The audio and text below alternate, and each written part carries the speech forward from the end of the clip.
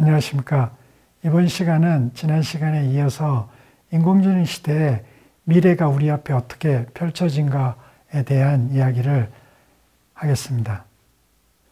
지금부터는 제일 중요한 게 우리가 이제 믿음 구조, 좋은 기억이라 그랬잖아요. 우리 인간의 뇌는 다른 말로 해서 기억, 예측, 모델링, 머신이라고 합니다. 그 말은 뭐냐면 자기가 그동안에 경험해왔던 모든 데이터를 기억으로 저장하고 있다가 그 기억을 바탕으로 앞으로 어떻게 될 것이다, 내가 어떤 방향으로 움직일 것이다 라는 미래를 예측하는 모델링 머신이라는 거죠. 그러니까 미래가 도대체 뭔가에 대한, 석학들이 미래학이라는 것도 있잖아요. 그래서 앞으로의 미래에 대한 거를 조금 알아보면 4차 산업혁명 시대에 AI가 어떤 방향으로 우리의 인간의 삶을 이끌어갈 것인가를 조금 예측할 수 있고, 또 가장 중요한 건강한 몸을 담고 있는 의학 분야가 미래에 어떻게 변화할 것인가를 한번 예측해 보고자 합니다.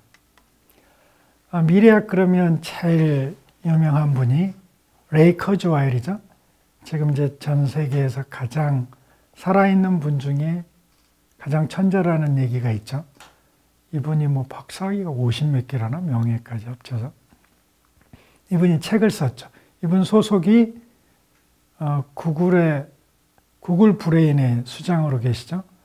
근데 책을 쓰셨죠. Singularity is near.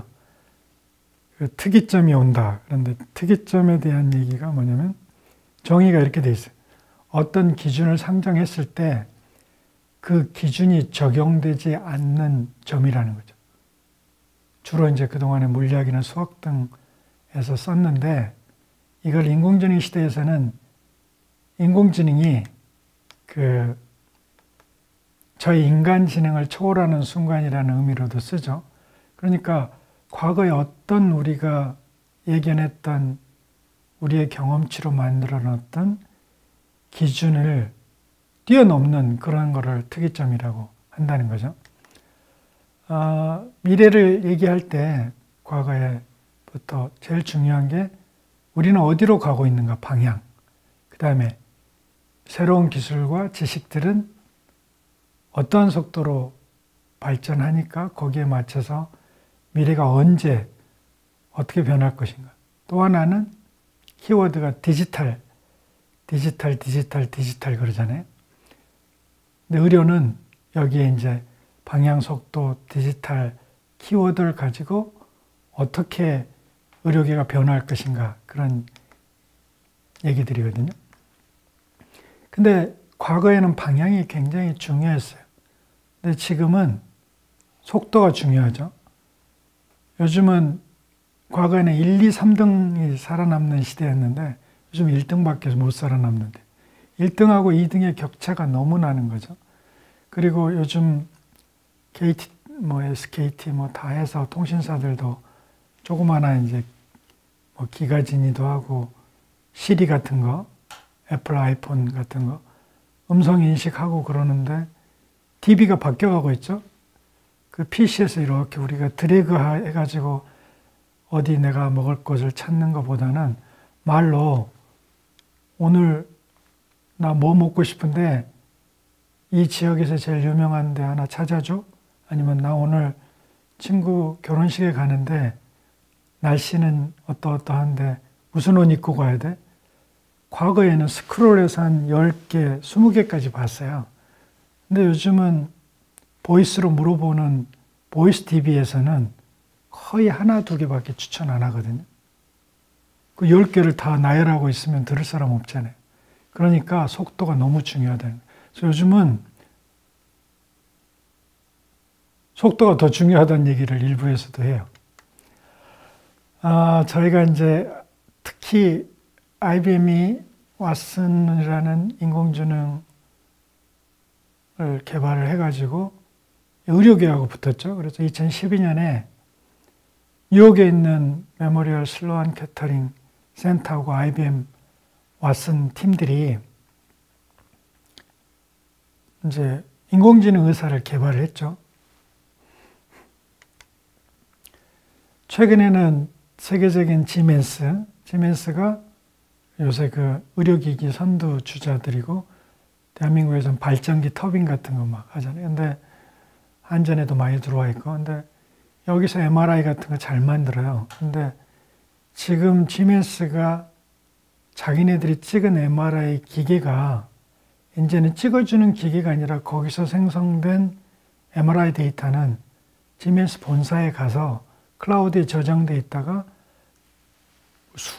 수십만 장, 수억 개 거기에서 AI가 골라서 판도까지 해서 내려다 주겠다는 게 지멘스 의료 분야의 꿈이에요. 비전. 그리고 그 상품이 나왔죠. AI 로드 컴패니언이라고. 이렇게 빨리 변하고 있는 거예요. 또 필립스는 똑같잖아요. 인공지능 탑재한 디지털 MRI를 만들어서 이제는 암 재발 예측까지 해내겠다고 하잖아요. 그러니까 지멘스 필립스 3대 의료기기 메이커들이 하드웨어를 만들었던 기업이 소프트웨어 클라우드로 급변하고 있다는 의미를 얘기하고 있습니다. 그러니까 저희가 속해 있는 건강을 담당하는 의료계만도 또 하나 뭐죠? 인베스트먼트 뱅크의 가장 유명한 골드만삭스 JP 모간이 의료 서비스 회사를 설립을 한대요. 요즘은 뭐죠? 애플, 구글 다 하잖아요. 들어가면 1층에 병원 같은 게 있고 그 자기 가족들 건강진단 해주면서 그 데이터를 쌓아가는 거죠. 요즘에 또 네이버나 카카오가 다 의료기에 뛰어들었죠. 최근에 네이버는 다빈치라고 우리나라에서 비뇨기과에서 제일 먼저 연대에서 들어와서 로봇 수술했던 의사 선생님을 네이버가 모셔갔잖아요. 앞으로 디지털 헬스케어 이런 시장이 너무 커질 거라고 예측하고 있는 거죠. 전에도 얘기했지만 정신 안 차리면 극과 극으로 큰 기업도 갈린다는 거죠. 아까 그 싱귤러리티 레이 커즈웨일이 얘기했던 밑에 파란 선 보시면 인간의 그 지능이라는 거는 저런 속도로 발전하고 있는 거예요. 근데 인공지능은 머신 인텔리전스는 그 기울기가 너무 가파르잖아요. 그래서 저기 2045년경에 크로스를 한대요. 그 뒤에 보면 트랜스 휴먼이라 그러잖아요. 이게 사이보그처럼 바뀌어가지고 우리가 예측하기 힘들고 슈퍼 인텔리전스라는 표현도 하고 그러잖아요. 2045년 얼마 남지 않았습니다. 어떤 분들은 그보다 더 당겨질 거라는 얘기도 하고 있거든요. 그러면 일자리가 많이 사라지고 새로운 일자리가 탄생한다는 거죠. 여기 보시면 여러분들 세로로 하나하나 뭐 GPS도 있고 뭐 디지털 녹음기도 있고 디지털 손목시계도 있고 카메라도 있고 그게 어떻게 됐죠? 이제는 이게 여러분의 핸드폰 안에 다 들어왔어요. 근데 무료가 돼버렸잖아요. 옆에 그 가격들이 얼마나 무서워요? 핸드폰 하나에 시계, 음성 녹음기, 카메라, 요새 디지털 카메라 때문에 코닥이 망했잖아요. 필름 회사가. 근데 이제 디지털 카메라들도 휘청휘청한대요. 왜? 우리 핸드폰들이 카메라가 다 돼버렸잖아요. 요새 망원 렌즈도 되더라고요. 참 이렇게 빨리 온 거예요, 세상이. 여기 보니까 레이 커즈웨일한테 일본에서 브레인을 보내서 교육시키고 왔어요. 그분이 책을 썼는데 인간의 지능은 직선적으로 변화를 하는데 머신 인텔리전스는 기하급수적으로 한다. 근데 그분은 과감하게 저 기울기가 수직이래요. 그러면 진화의 속도가 무한대라는 거죠. 엄청난 얘기잖아요. 이제 못 따라가요. 이미 우리 2016년 3월 19일인가요? 그때 그 알파고하고 우리 이세돌 국수가 이제 붙었잖아요. 그 뒤로 인간이 한 번도 못 이기죠. 이세돌 그다음에 이겼던 게 인간이 인공지능을 이긴 마지막 한 판이라고 그러잖아요. 그 뒤로 알파고 제로 나와서 이제 사람 없이 알파고들끼리 게임해가지고 진화한 그거는 이미 바둑의 신이 돼버렸잖아요. 그 인간이 못 따라가는 거예요. 그 의미로 하면 진화의 속도가 무한대라는 거죠. 요즘에 또 한 축이 뭐죠? 양자 컴퓨터. 캐나다에 있는 D-Wave라는 회사가 퀀텀 애닐레 방식으로 만들었는데 요즘은 퀀텀 비트 방식으로 지금 컴퓨터보다 1억 배가 빠르대요. 그러면 상상할 수 있으시겠어요? 우리가 아까 얘기한 그래프에 무한대를 의미하지 않을까요? 구글의 그 창립자 있죠. 두 분이 은퇴했죠. 그때 뭐라 그랬어요? 이분이 다음 시대는 양자 컴퓨터 시대라 그러고 지금 순차 그다음에 그 현재 의장한테 그 지휘봉을 넘겨줬잖아요. 이게 그거예요. 이분이 구글의 현재 총 CEO잖아요. 이분이 상징적으로 옆에 있는 게 양자 컴퓨터예요. 구글이 검색 엔진하고 그런 회사 아니야? 클라우드 1등 아니야? 아니, 구글은 이분들이 구글을 만든 이 젊은 친구들이 지금은 이제 중년이 돼서 물러나면서 다음 세대한테 양자 컴퓨터 하라고 물려줬다는 거예요. 그럼 앞으로 한 10년, 20년 되면 구글은 무슨 회사? 양자 컴퓨터 회사가 될 거라는 거죠. 참 무서운 얘기 아니에요? 거기만 있나요? 지금 아마존 웹 서비스 AWS도 클라우드 양자 컴퓨터 하기 위해서 센터를 크게 만들어서 지금 짓고 있죠. 어디에? 파사데나 칼텍에 해서 선두주자인 IBM을 따라가겠다는 거예요. 어마어마하죠.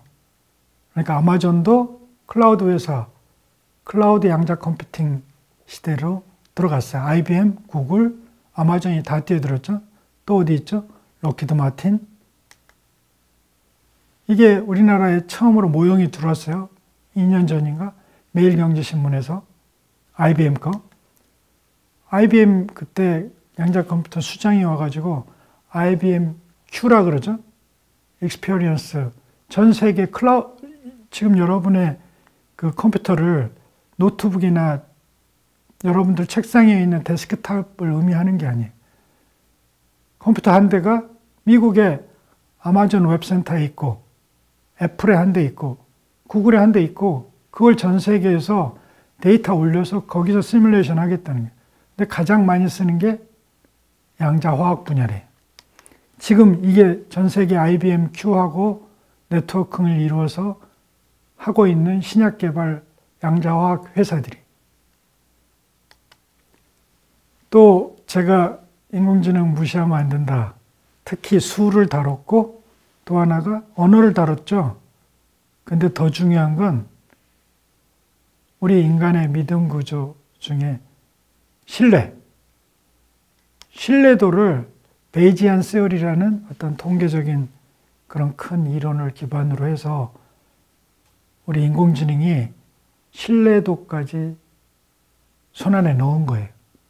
그러니까 여러분들 양자 컴퓨터 무슨 인공지능 그게 중요한 게 아니라 수라든지 언어라든지 신뢰도라든지 이런 베이직한 부분에 큰 분야를 장악하고 있다는 거예요. 그걸 기반으로 모든 게 이루어지니까.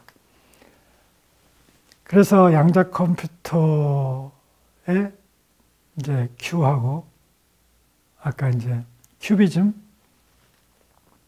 뭐 이런 믹스 해가지고 양자 베이지아니즘을 큐비즘이라 그러는데요. 그러니까 퀀텀의 Q, 베이지안의 B를 합쳐서 IS면 무슨 이즘이잖아요. 그러니까 이념 뭐 이런 건데 정말 무서워요. 그 토마스 베이즈 목사가 만든 걸 10년 후에 라플라스가 그 다시 알려지게 되죠.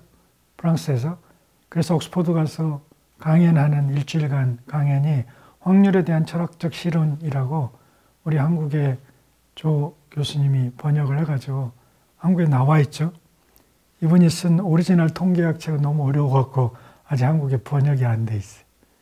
이런 펀더멘탈을 지금 인공지능이 장악해 나가고 있다는 거죠.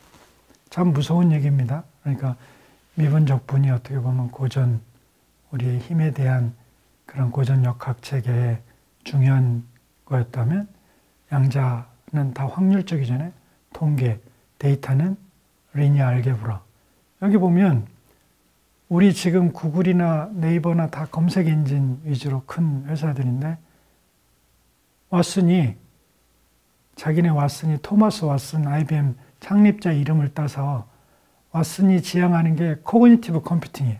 인지 컴퓨팅이라는 건데 자연어로 신뢰도를 기반을 한 인공지능만 앞으로 하겠다는 거예요. 클라우드 베이스에. 무서운 얘기 아니에요?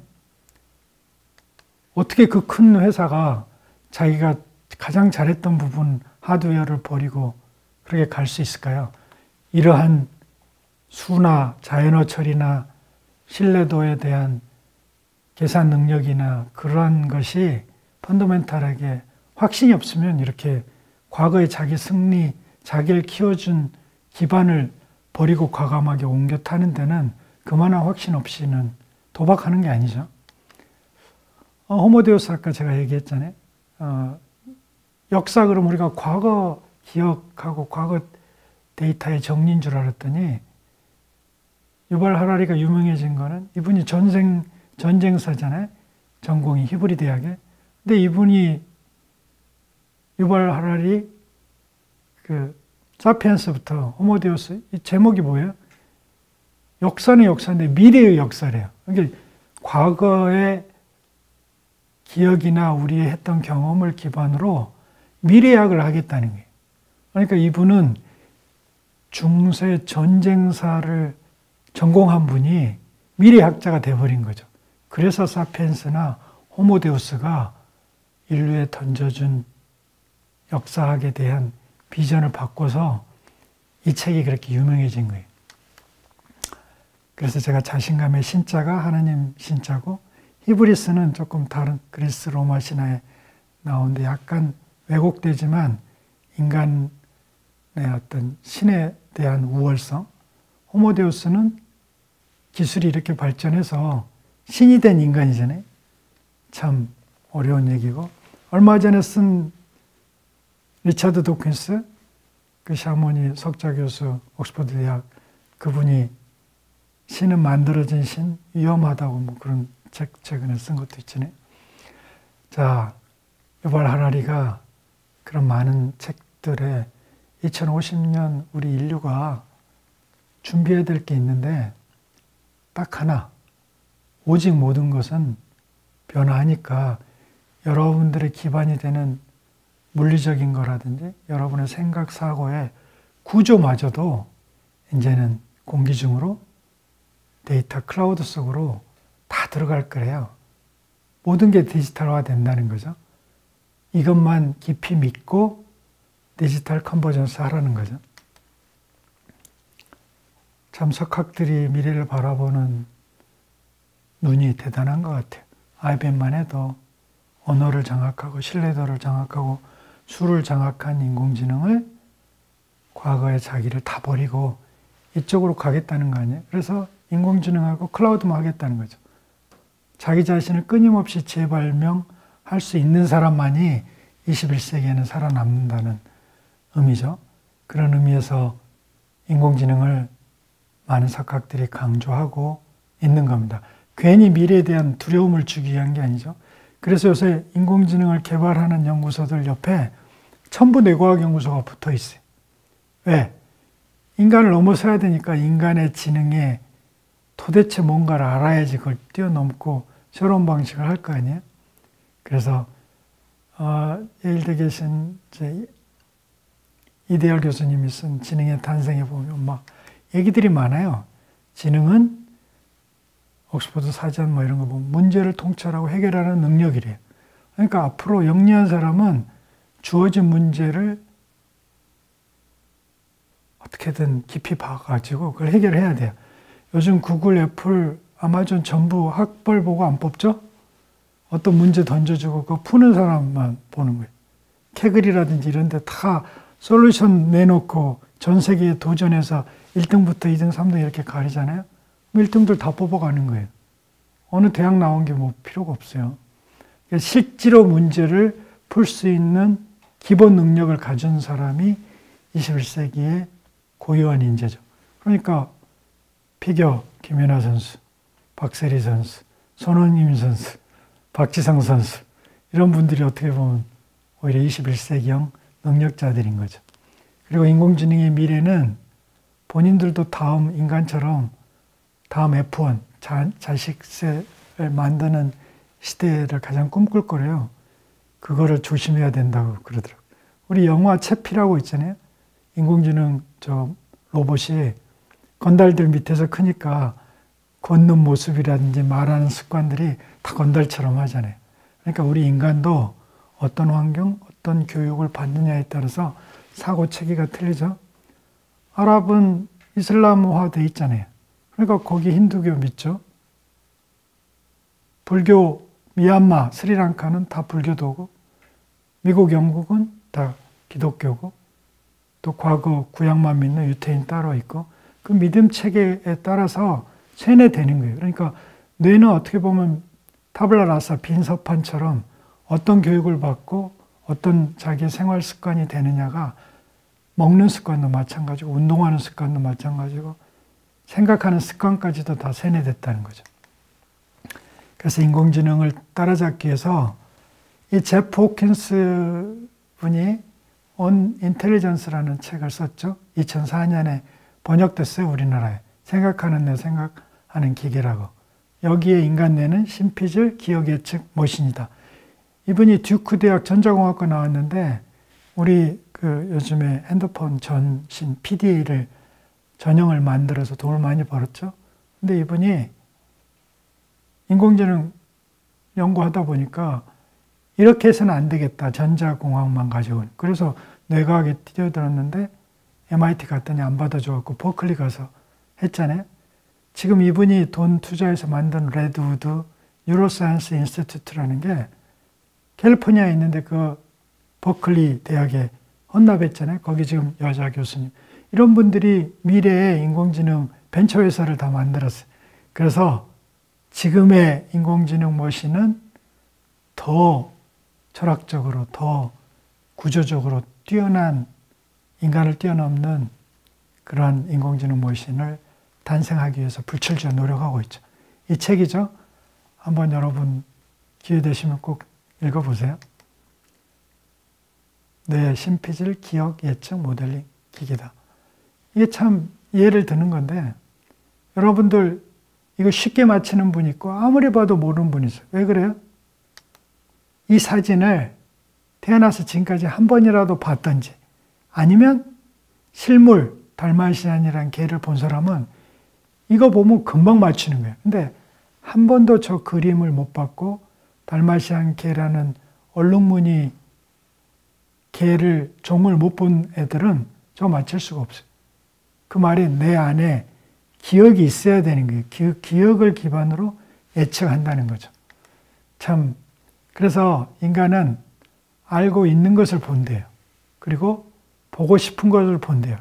제가 아까 제가 이만한 횡선 수술을 하는데 여러분이 벼락 맞듯이 자기 아는 걸 기반으로 제가 하는 얘기를 깊이가 다르게 받아들인다는 거죠. 그래서 이게 잘못되면 지적 편향이 생기고 페이스북에 자기가 좋아하는 것만 계속 좋아요 누르다 보면 인공지능이 계속 그런 성향의 뭐만 갖다 주잖아요. 정치적으로도 보수, 진보해갖고 계속 대구 지하철 사고 끔찍한 성폭력 이런 건 각인이 되는 거예요. 한 번만 당해도 평생 안 잊혀지는 거죠. 그 유사한 환경만 조성되면 그 기억이 너무 빨리 인출이 되는 거죠. 그 다음에 저는 사람은 보고 가잖아요. 근데 개는 냄새를 맡고 가죠. 근데 우리보다 1만 배가 높아요. 그래서 저는 개는 냄새를 보고 간다고 강의를 하거든요. 왜 그러냐면 저기 앞에 조그만한 사람 내는 밑에 올팩토리 벌브라고 후각 망울이 있어요. 다 퇴화하고 시각으로 기능을 다 트레이드 오프 넘겨주고.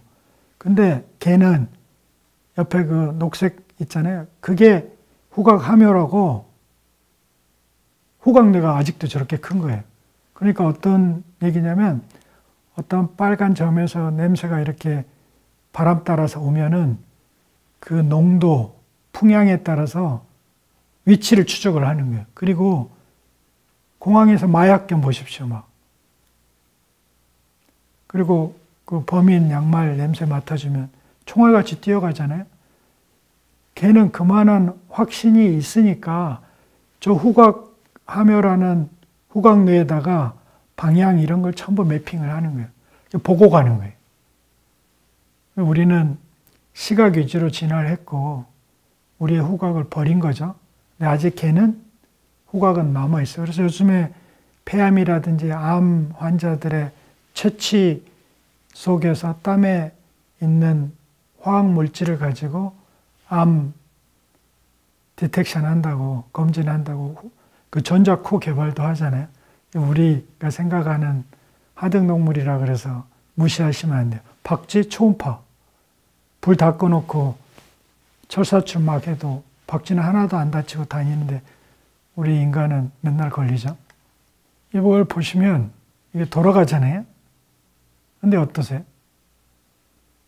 이 오목한 부분이 우리 눈에 다시 볼록하게 되잖아요.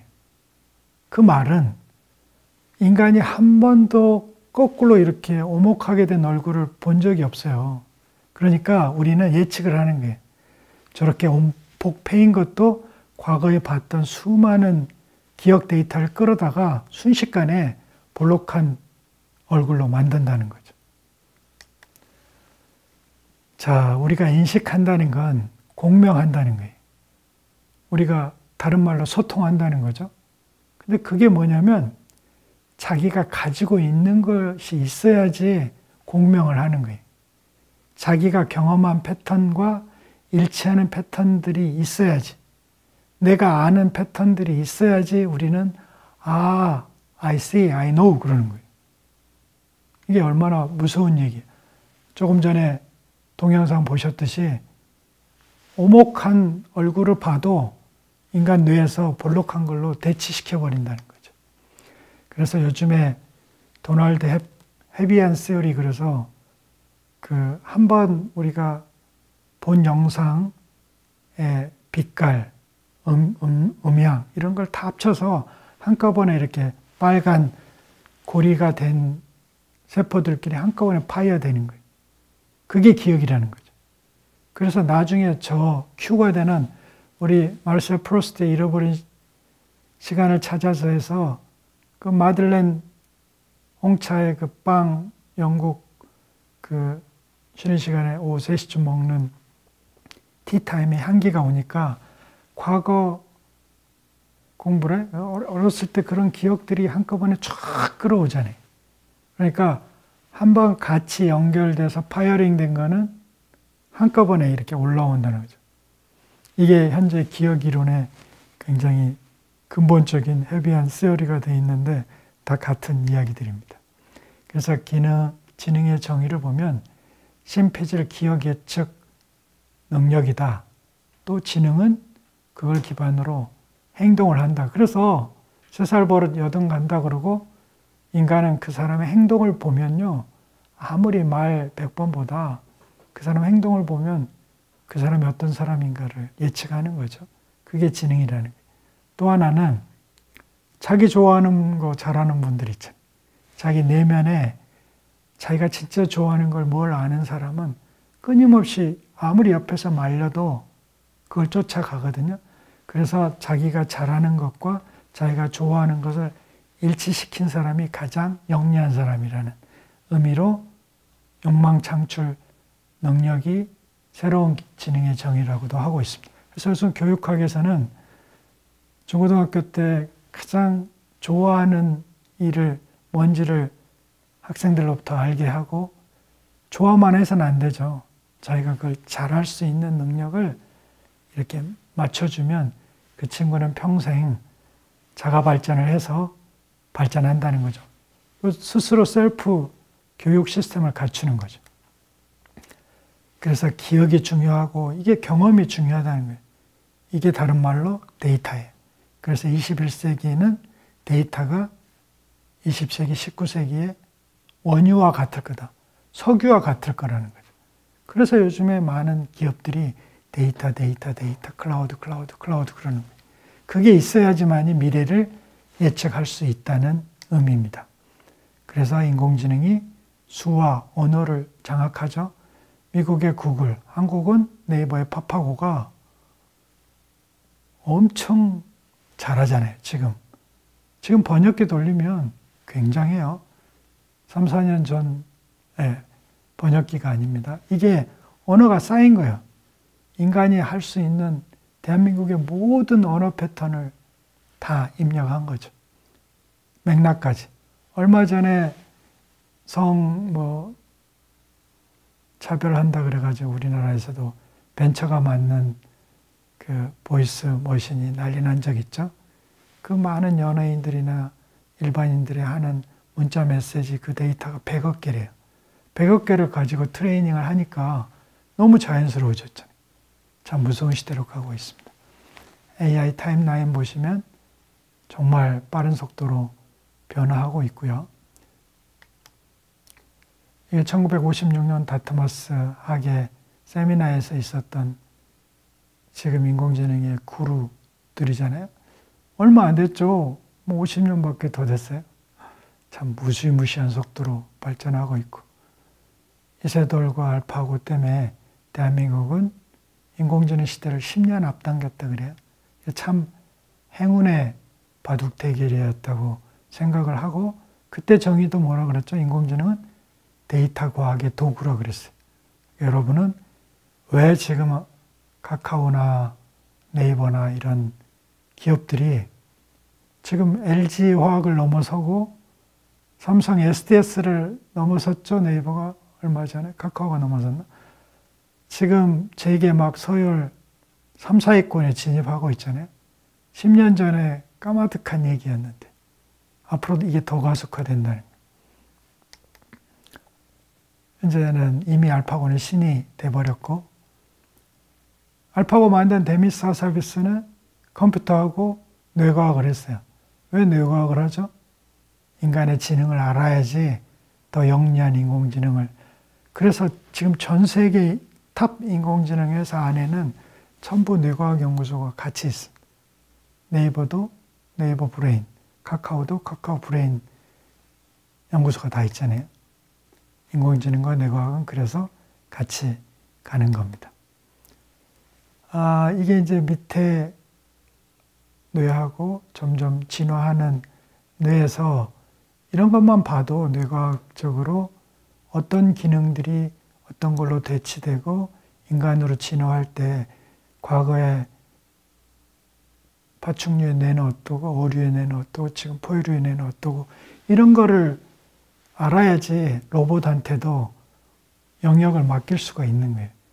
여기 보면 바살강그리아라고 헤비추얼하고 똑같은 반복 동작하는 거는 선조체라는 데서 하고 우리 뇌 안에 레드 뉴클레우스 적핵이 있거든요. 그거는 사지동물들 이렇게 교반 운동이라 그러죠. 네 발로 걷는 모든 동물들이 효율적으로 하기 위해서 그것만 컨트롤하는 센터가 레드 뉴클레우스.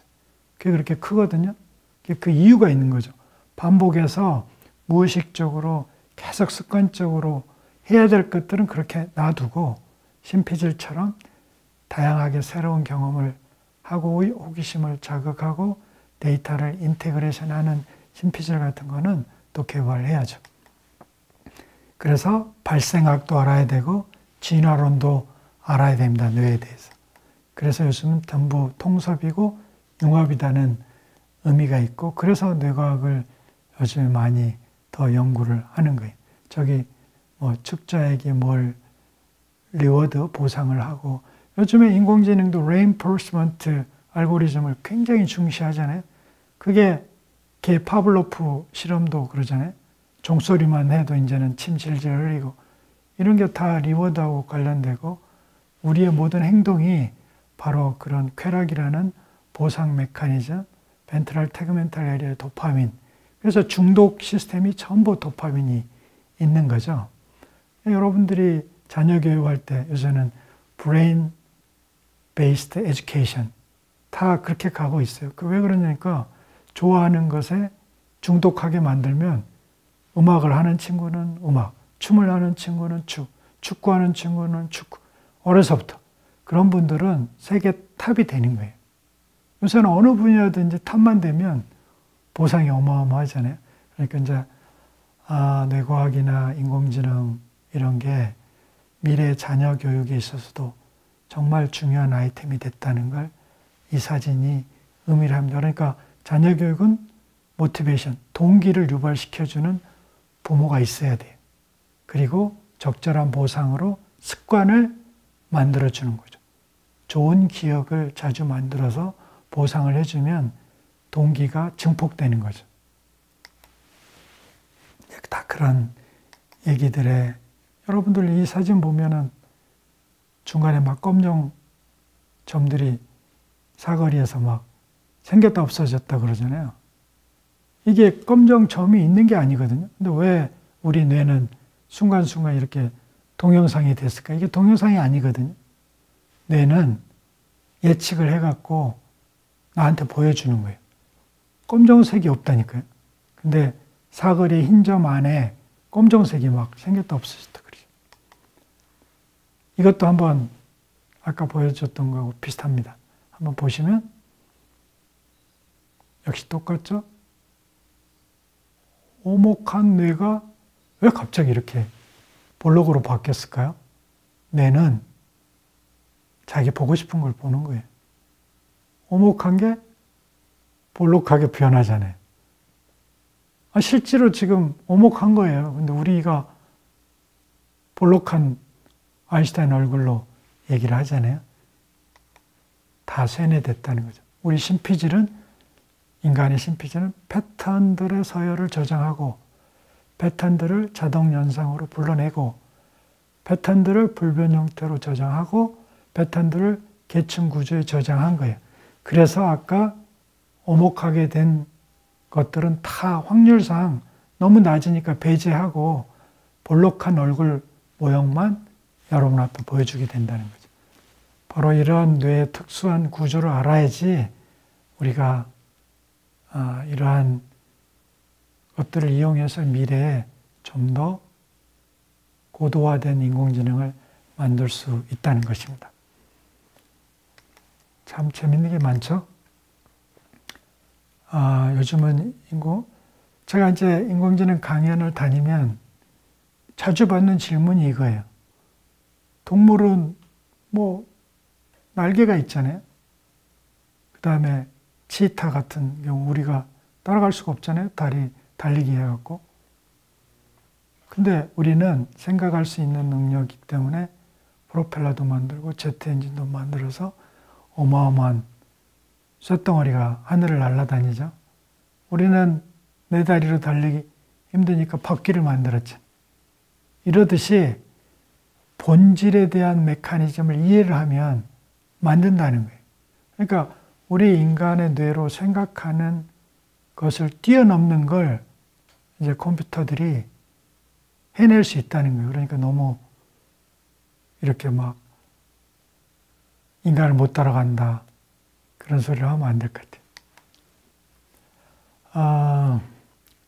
데미스 하사비스 부인이 이탈리아에서 생물학자죠. 알츠하이머 연구를 하는데 자기 남편이 맨날 알파고 만들어서 세계에서 뜨고 있는데 아니 나 알츠하이머 연구하는 것 좀 도와줘 그랬더니 자기가 할 수 있대요. 그러면서 알파고 제로는 스트럭처드 프로그램은 다 해결한다 그랬어요. 엄청난 얘기예요. 뭔가 구조화된 문제에 대해서는 답할 수 있다. 이게 얼마나 철학적인 얘기고 무서운 얘기인가를 보시면 돼요.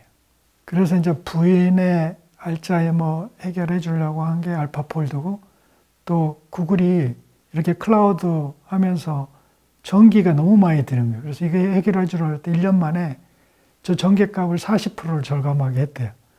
무서운 얘기죠.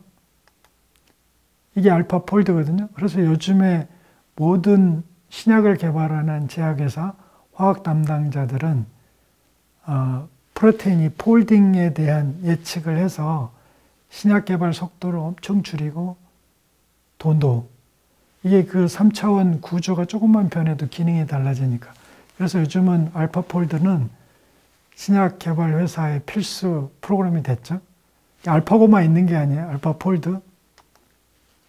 정말 딥마인드가 단백질 공부하더니 AI로 바이오 혁명을 일으켰죠. 알파폴드가.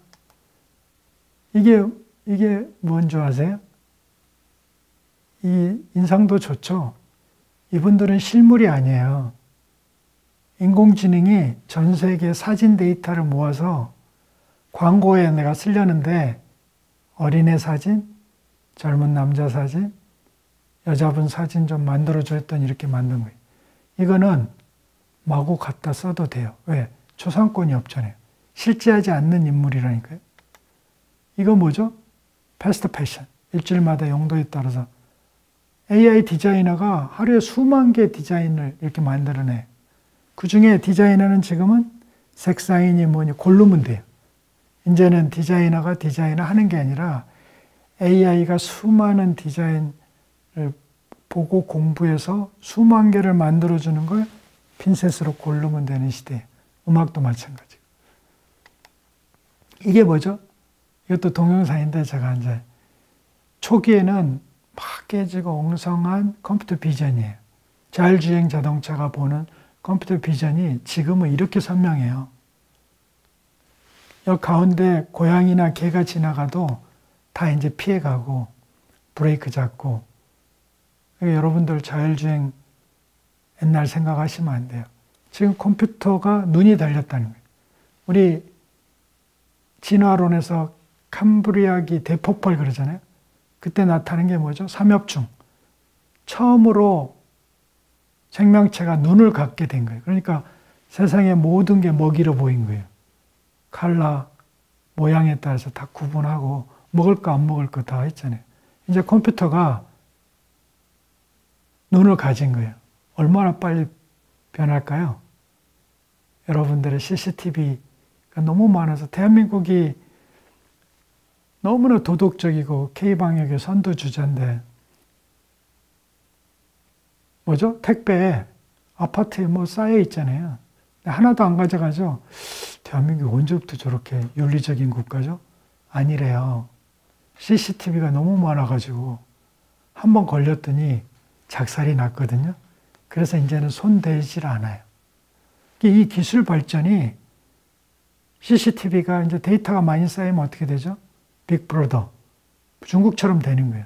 이제 저 사람이 누구고 몇 호에 사는 누구고 다 나오는 거예요. 데이터만 쌓이면 지금의 여기에 컴퓨터가 보고 있는 이 어렴풋한 것들이 더 리얼한 3D 화면이 될 거예요. 우리 지금 T맵도 있고 뭐 많은 자동차에 있는 내비게이션들이 진화하잖아요. 그거보다 더 빨리 진화하면 그거 쓰겠죠. 이게 뭐죠? 아마존이 최근에 제약에서 막 샀어요. 이제 크리스마스 때 제일 많이 팔렸던 게 유전자 그 테스트하는 거래요. 23andMe라고 구글 자회사에서 만든 침 뱉으면 자기 유전자 하는 게 크리스마스 선물로. 최근에 M&A 당했죠? 그리고 이제 뭐 상장하고. 이제 택배 회사 샀거든요. 제약회사들. 그러니까 아마존이 어디로 가겠다고? 미래의 제약회사가 되고 싶다는 거예요. 원격 의료의 모든 택배 시스템을 장악하겠다는 거예요. 그런데 우리나라만 원격질 안 한다고요? 우리만 안 한다고 될까요? 참. 조심해야 될 것 같아요. 수, 언어, 신뢰도 이 세 개를 이해한 인공지능이 지금 우리 앞에 와 있어요. 그냥 미래 일자리가 준다 그런 정도가 아니에요. 행렬을 다 계산을 우리보다 너무너무 빨리 수천 배, 수만 배 하고 모든 대한민국 사람이 쓰는 문장이란 문장은 다 들어가가지고 문맥 다 하고. 왜냐? 내가 오늘 여기서 그 다음 단어를 나올 단어를 99%에서 1%까지 확률상으로 정해놓고 그 다음 문맥에 따라서 배열을 하는 거예요. 그러니까 번역도 더 잘하겠죠. 번역도 우리 중국어 갖다가 영어 할 수 있어요. 우리가 영어를 하는데 일본어 갖다가 영어 할 수도 있고 그 다음에 영어 다음에 아랍어로 가는 거죠.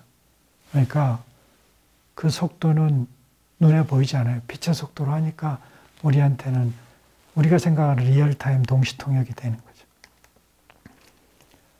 최근에 또 뭐죠? 오픈 AI라고 모든 자료들이 이제 클라우드에 다 올려서 카피라이트가 아니라 카피랩트 시장이 됐어요. 모든 논문도 요새는 깃허브에 올리고 막 소스코드 다 하잖아요. 아카이브에 올리고. 정말 무섭고 요새 GPT-3는 모든 이런 인간이 언어로 쓰는 것들을 다 장악해서 소설도 쓰고 그러잖아요. 참 너무너무 무서운. 근데 이제 인공지능 GPT-F가 수학 증명에도 도전하고 인간이 우리만이 가지고 있다는 창의성이 결국은 형식 조작에다가 인간 뇌에 자기 개인의 경험에서 부여하는 의미를 형식으로 빨리 전환하는 사람이 요즘에 각 그룹의 리더인데 이게 인공지능이 더 잘할 것 같다는 거죠. 왜냐? 그 경험이 너무 많이 쌓인 데이터를 가지고 있기 때문에. 자, 우리가 보면 빅데이터에서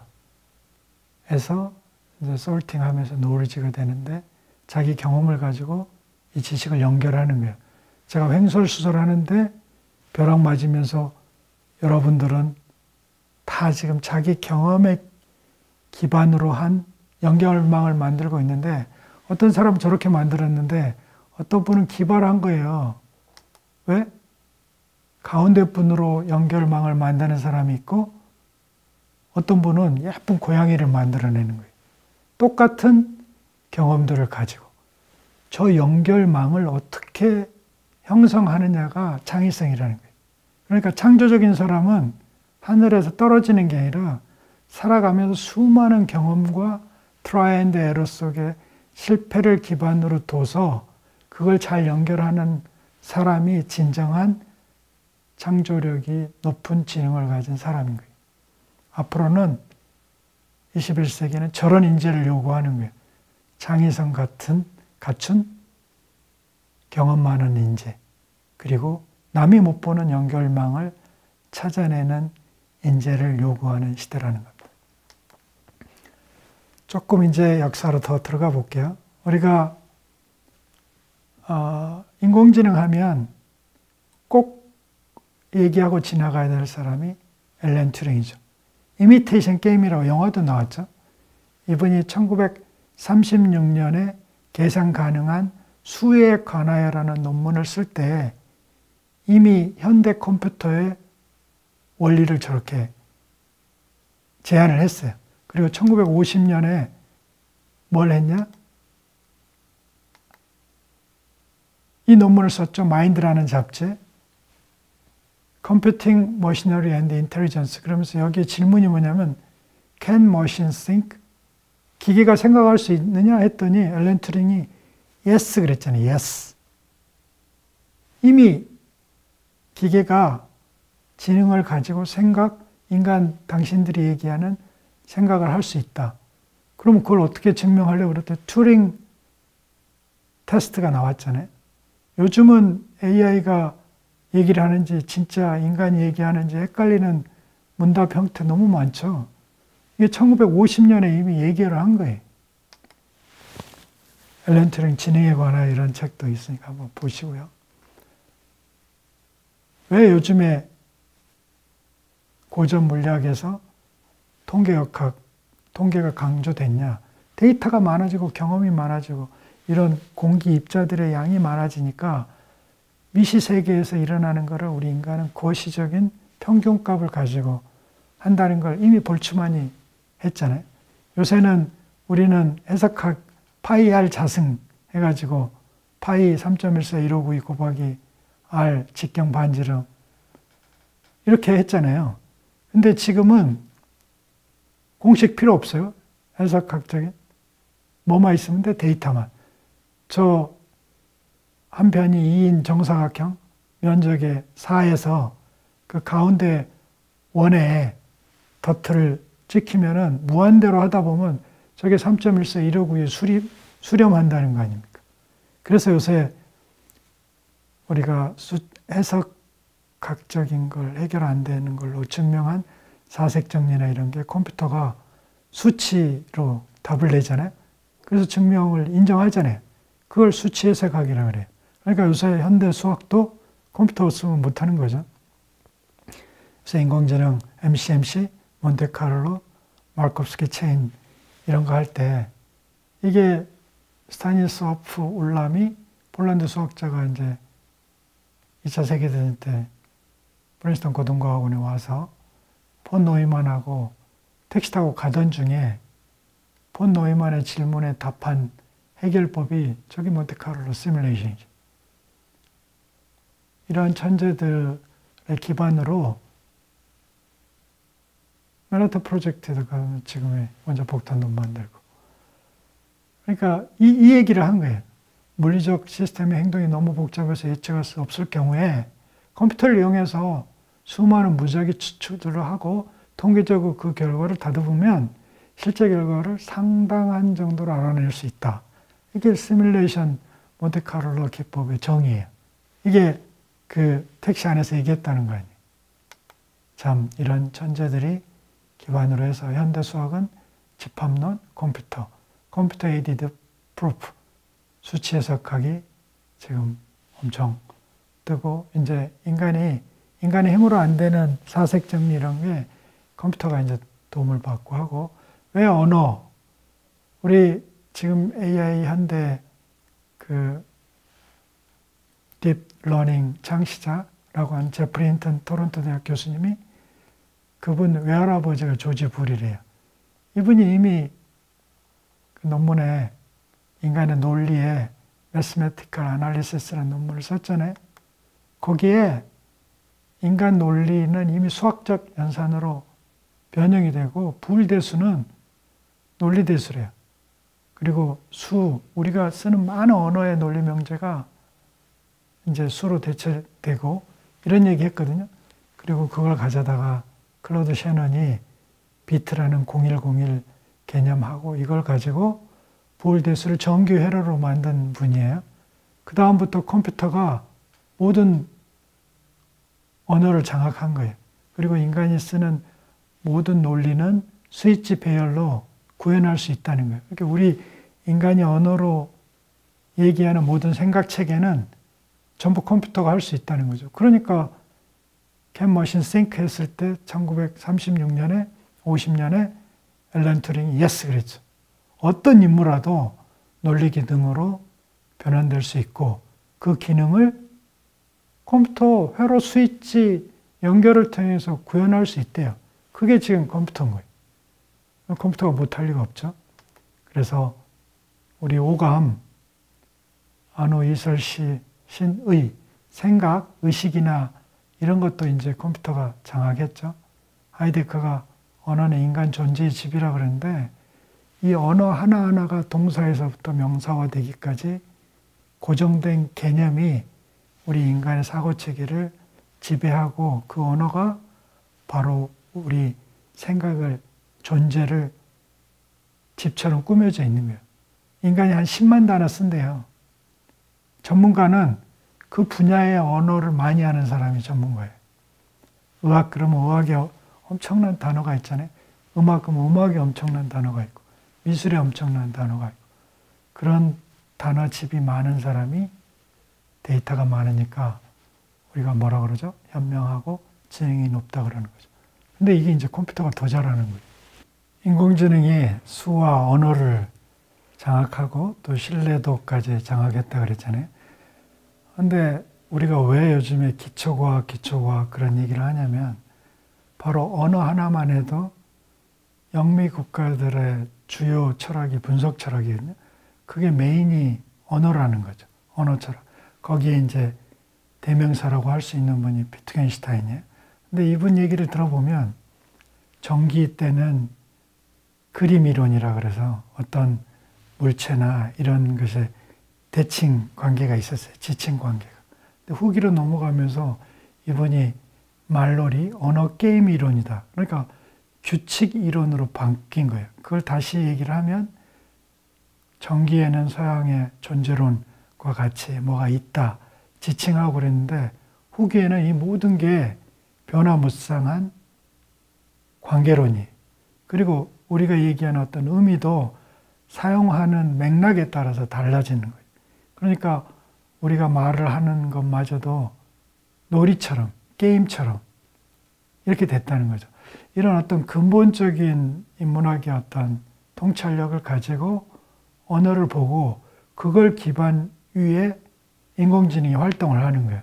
그래서 우리가 이제는 과학, 인문학, 수학 이런 분파가 중요한 게 아니라 어떤 문제를 해결하기 위한 펀더멘탈한 통찰력이 있어야 된다는 거죠.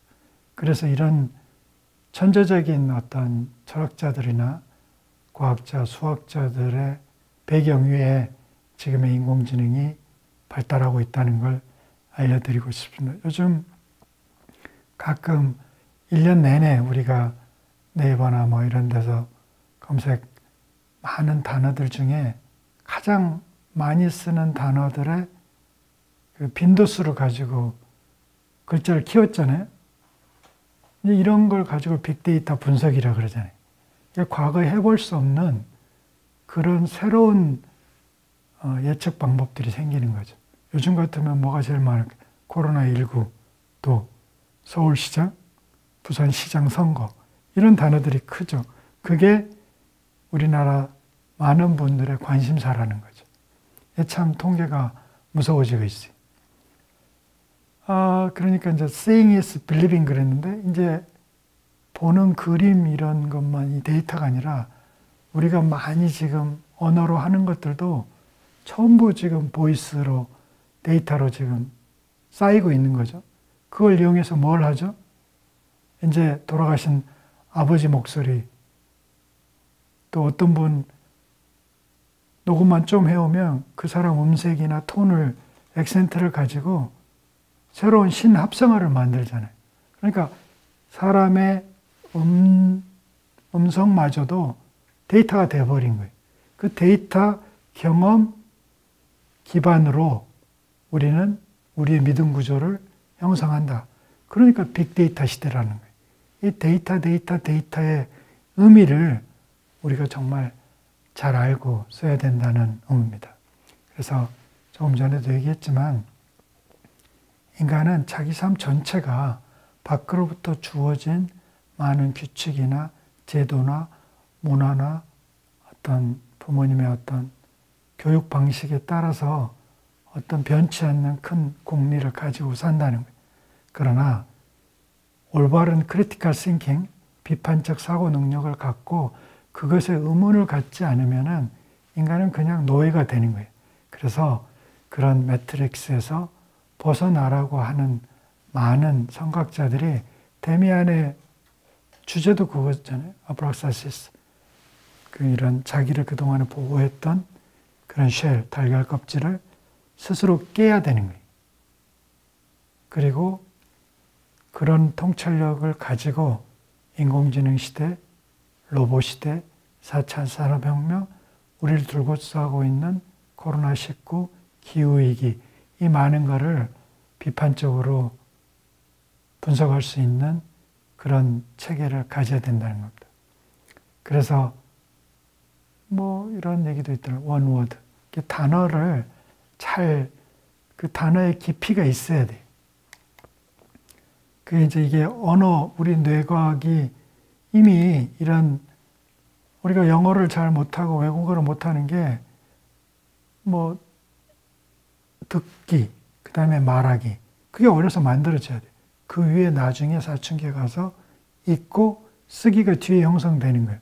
그러니까 아주 어려서 듣기 하고 이 혀의 움직임 같은 운동 능력이 듣고 말하기가 완성되지 않으면 자유롭지 않다는 거예요. 그게 이미 뇌과학으로 다 밝혀졌거든요.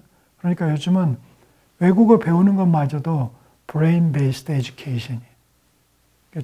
지금은 정말 어렸을 때 가정에서 이루어지는 조기 교육의 중요성이 정말 중요한 거예요. 꼭 크리티컬 피어리드 해가지고 성인 돼서 영어를 할 수 있냐 없냐가 아니라 이걸 알면 여기에 맞춰서 교육을 해주면 더 탄탄하다는 거죠. 그래서 뇌과학이 오늘 이미 연구가 이렇게 깊이 되어 있는 거예요. 이걸 기반으로 해서 지금의 인공지능이 이걸 이용해서 데이터를 쌓아나가고 있고, 저희 뇌과학연구소에서 세븐테슬라 MRI를 가지고 뇌의 어떤 연결망의 회로들을 이렇게 다 밝혀가지고 세계 최고의 교과서를 만들어서 냈잖아요. 대한민국도 이런 분야에서 선두적으로 가고 있는 거예요. 이런 많은 분야 간의 유기체적인 기초의학 능력이 있어야지만이 우리가 그 다음으로 도약할 수가 있고, 지금 인공지능 연구소는 다 수학, 뇌과학, 융합과학이 된 거예요. 그래서 어느 한 군데라도 무시하지 않고 가야 되는 거죠. 지금 헬스케어 우리 분야에도 디지털 호스피탈, 클라우드 어뎨션, 세큐리티 이 모든 걸 IBM이 하잖아요. 이게 파란 것들이 이미 만들어진 거예요. 유전자까지도. 화이자는 이미 드러그 디스커버리 신약 개발 왓슨하고 하죠. 머크도 그러죠. 지금 어마어마한 로이반트라는 회사 자회사는 마이어반트가 우리 SK그룹하고 해서 2200억 투자한 어마어마한 제약회사, AI 기반의 제약회사 만들고 있잖아요. 정말 이런 시대가 열리고 있는 겁니다. 다시 말해서 좋은 데이터를 쌓아서 그걸 기반으로 미래를 예측할 수 있는 능력을 기르고 우리를 둘러싸고 있는 전 세계적인 현상 속에서 산업이 어떤 방향으로 가는지를 정말 우리가 알아야 되고, 기초학이 중요한 게 IBM은 프레데릭 제네릭이라는 분이 1972년에 IBM 음성인식 연구소에서 BCJR이라는 알고리즘을 만든 거예요. 그래서 이게 뭐냐면 통계적 음성인식 기틀을 마련하니까 이걸 가지고 IBM이 언어, 신뢰도 기반으로 IBM 왓슨에 몰입한 겁니다. 그러니까 기초 연구가 얼마나 중요한지 알아야죠. 이분이 MIT 거쳐서 IBM 있다가 존스 홉킨스 대학으로 갔죠. 그래서 지금의 존스 홉킨스가 이공계 분야가 어마어마하게 커진 거예요. 이분 한 사람 감으로 인해서 미국의 CLSP라는 연구소를, 국가정보처리연구소를 존스 홉킨스 대학으로 지정을 해주잖아요. 정말 근본적인 기초과학 연구가 이런 데서도 다 중요하다는 겁니다. 앞으로는 고건치부 인지과학과 챗봇, 로봇이 전부 이제 언어기관이 청력, 말하는 능력, 그 다음에 이미 자율주행차는 눈이 달렸잖아요. 삼형증처럼. 이제는 로봇이 인간과 유사하면서 더 발전된 인간의 모습으로 갈 겁니다. 그러니까 그걸 예측을 하면 여러분들의 미래 일자리나 우리 주변이 어떻게 변한다는 것을 깊이 생각을 하고, 4차 산업혁명은 인공지능과 로봇을 기반으로 모든 세상이 변하는데, 그 인공지능은 숫자, 언어, 신뢰도, 음성 다 지금 약진하고 있다는 얘기를 드리면서 인간만이 할 수 있는 게 아니라는 말씀을 드리고 싶습니다. 그래서 오늘은 4차 산업혁명 시대에 결국은 행복을 위해서 우리가 가는 거고, 그 행복의 기반에는 건강, 그 다음에 깨끗한 양심, 빚이 없는 금융 이런 걸 아우르면서 복합적인 호메오스타시스, 면역 이런 걸 아우르고 우리 주변이 변화하는 세상에 AI가 어떻게 우리 세계에 연결이 될지를 한번 돌아보는 시간을 가졌다고 생각하십니다. 인공지능 시대에 이제 미래를 어떻게 바라볼 것인가를 주제로 지금까지 건강하고 의학 분야를 했는데 결국은 과학이라는 게 그 나눌 과자입니다. 그러니까 서양의 모든 학문은 아날리틱한 분석적인 방법이거든요. 그러니까 우리가 이렇게 해상도를 만원경이 발전하면 한 배, 불과 8배 차이에 과거에는 우리 눈에는 구분이 안 되는 게 수많은 별들이 구분되잖아요. 나누어 보는 습관을 갖는 게 과학의 발전입니다. 그러니까 여러분들도 수학, 수, 언어, 신뢰도, 확률, 통계 이런 기초과학에 대한 공부도 열심히 하시고 그걸 기반으로 미래를 잘 예측을 해서 끊임없는 발전적인 학습, 스스로 학습하는 사람으로 거듭나셔서 행복한 미래를 누리기 바랍니다. 감사합니다.